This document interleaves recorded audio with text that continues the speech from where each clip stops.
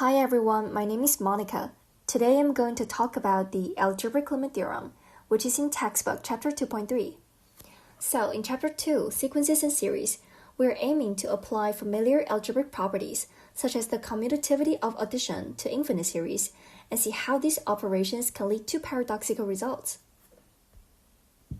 To begin with, what is algebraic limit theorem? Well, it is a theorem that shows how sequences can behave extremely well in the operations of addition, multiplication, and division. And here is the definition given by the textbook. Let the limit of sequence an equals a, or we can say an converges to a and bn converges to b, then the following statements are true. The first one gives that a constant c times the sequence an equals to the constant times a, which is the limit of an for all c belongs to real numbers. The second one gives that the sum of two sequences an plus bn converges to the sum of their limits a plus b. And similarly, for the last two, the multiplication of an and bn converges to a times b, and the limit of an divided by bn converges to a divided by b for b is not equal to 0. Next, in order to prove this theorem actually holds, we need to show that the terms of sequence on the left-hand side do converge to the proposed limits on the right-hand side. So how to do this? First, let's recall the definition of convergence of the sequence. A sequence an converges to a real number a if, for every positive number epsilon, there exists an n belongs to natural numbers such that whenever small n is greater than or equal to large N, it follows that the absolute value of an minus a is less than epsilon. And we can use this definition to justify each statement in the algebraic limit theorem. Now I'm gonna show the proof process step by step, but since the time is limited, I'll just pick number 4, which I think is the most challenging one as an example, to give a general explanation of how to do this kind of problems. So let's get started.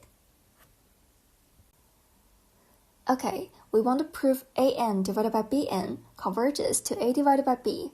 And now let's simplify this a little bit. We know that the limit of an divided by bn equals to the limit of an times 1 over bn, which also equals to the limit of an times the limit of 1 over bn. And since we already know that, we know that the limit of an equals a, this becomes a times the limit of 1 over bn. In order to get the answer a divided by b, we only need to prove that the limit of 1 over bn equals 1 over b. And now let's start the proof. We want to show that 1 over bn converges to 1 over b.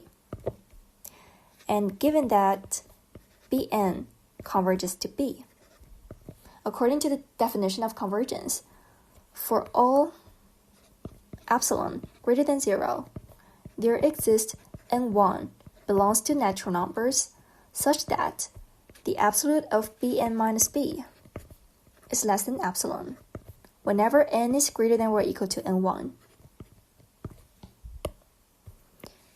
And why I'm highlighting this equation? Because I'm gonna use this later. Then, let's assume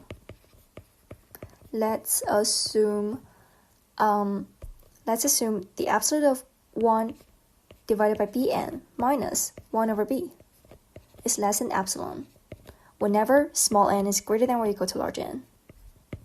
And if we make some changes in this inequality, we'll get the absolute of b minus bn divided by the absolute of bn times the absolute of b, which equals to 1 over the absolute of bn times 1 over the absolute of b times the absolute of bn minus b.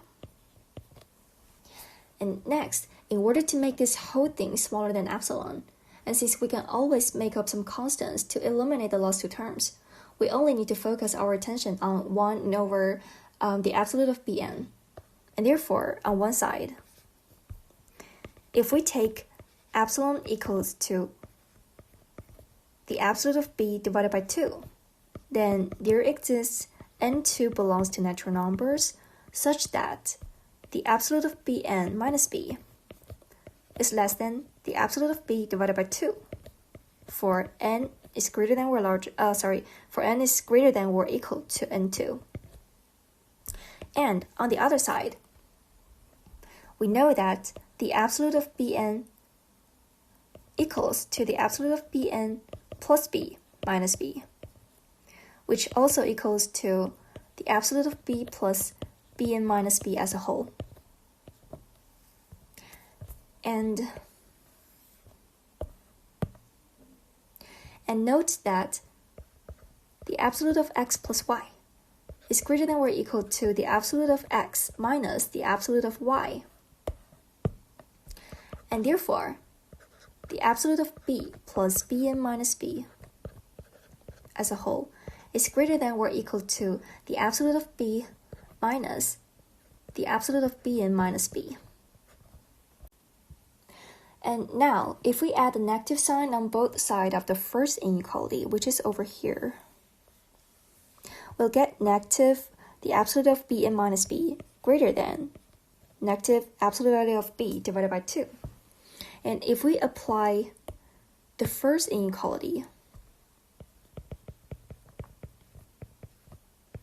to the second one,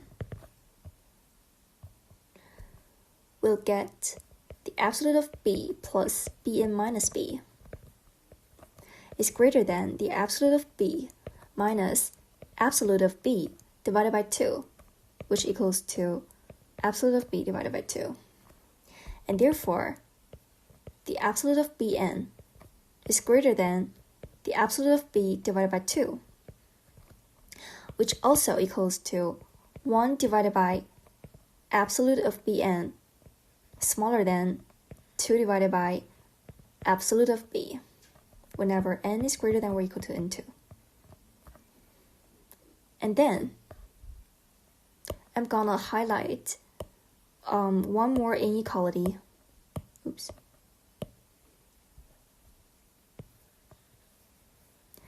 And one more equation. Okay. And I'm gonna call this one number 3, number 4, and number 5. Okay. And now, if we apply inequality 3 and 5 to the equation 4,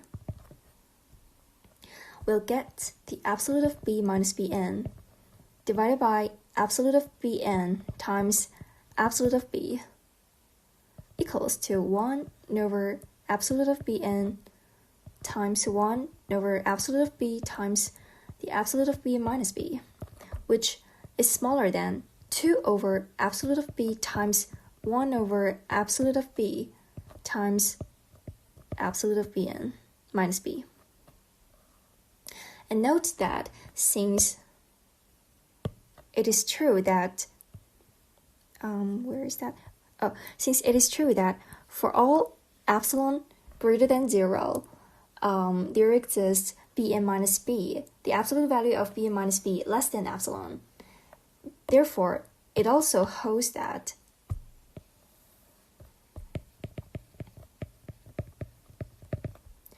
for all epsilon times the absolute of b squared divided by 2 is greater than 0, such that Bn minus b, the absolute of Bn minus b is less than this thing. And then continue our inequality.